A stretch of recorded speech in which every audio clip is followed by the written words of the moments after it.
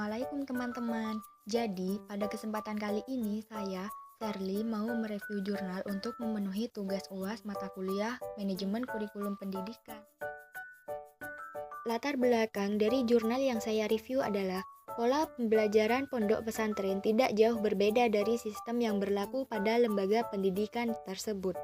Tentu dengan isi yang mulai berbeda, yakni memasukkan pelajaran atau ajaran baru yang kemudian dikenal sebagai agama Islam. Sistem pendidikan dan tujuan pendidikan pondok sesuai dengan tujuan pendidikan nasional. Tradisi pesantren kini bangkit untuk berupaya memperkuat perannya dalam berpartisipasi memajukan bangsa Indonesia dalam berbagai bidang kehidupan. Nah, selanjutnya adalah metode penelitian. Metode yang digunakan adalah penelitian kepustakaan.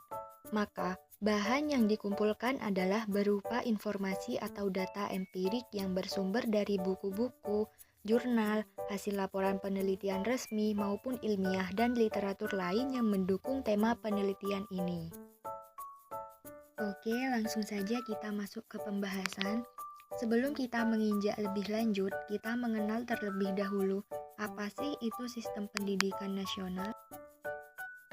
Sistem pendidikan nasional ialah kerangka kerja yang mengatur bagaimana pendidikan diselenggarakan di seluruh Indonesia, mulai dari tingkat dasar hingga perguruan tinggi, yang bertujuan untuk mencerdaskan kehidupan bangsa dan mengembangkan potensi peserta didik agar menjadi orang yang berakhlak mulia, berkualitas, serta mampu bersaing di tingkat global.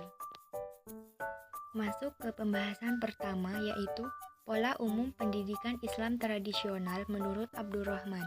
Di sini ada 8 poin. Yang pertama ialah adanya hubungan yang akrab antara kiai dan santri. Nah, kedekatan ini menjadi sarana bagi santri untuk meneladani akhlak dan adab kiai secara langsung dalam kehidupan sehari-hari. Yang kedua ialah tradisi ketundukan dan kepatuhan seorang santri terhadap kiai. Artinya, ketundukan santri menunjukkan penghormatan yang tinggi terhadap ilmu dan guru sebagai pemilik dan pembawa ilmu.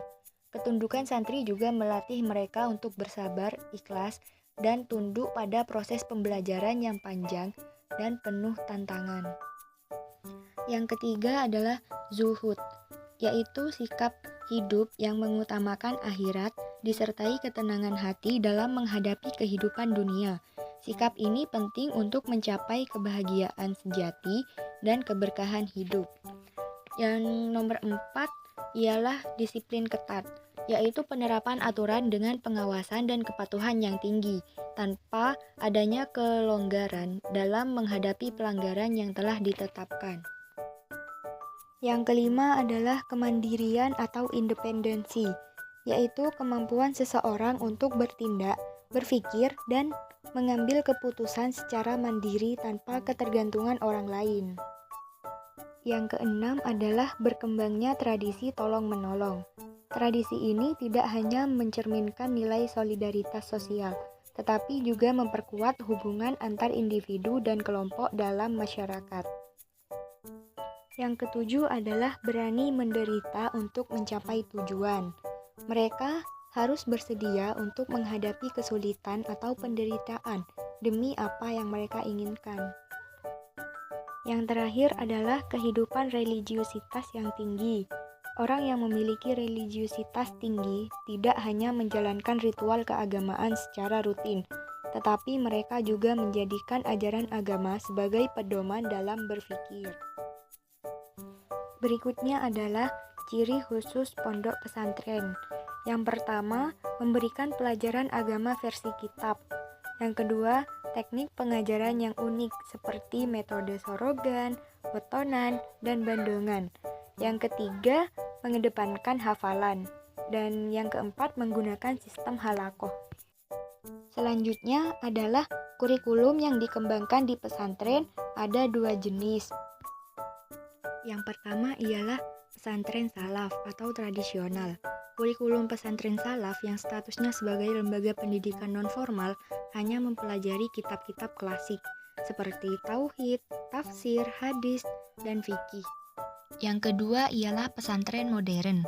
Pesantren jenis ini yang mengkombinasikan antara pesantren salaf dan juga model pendidikan formal. Sistem pendidikan umum dan pendidikan Islam adalah dua sisi yang tidak dapat dipisahkan dalam sistem pendidikan nasional.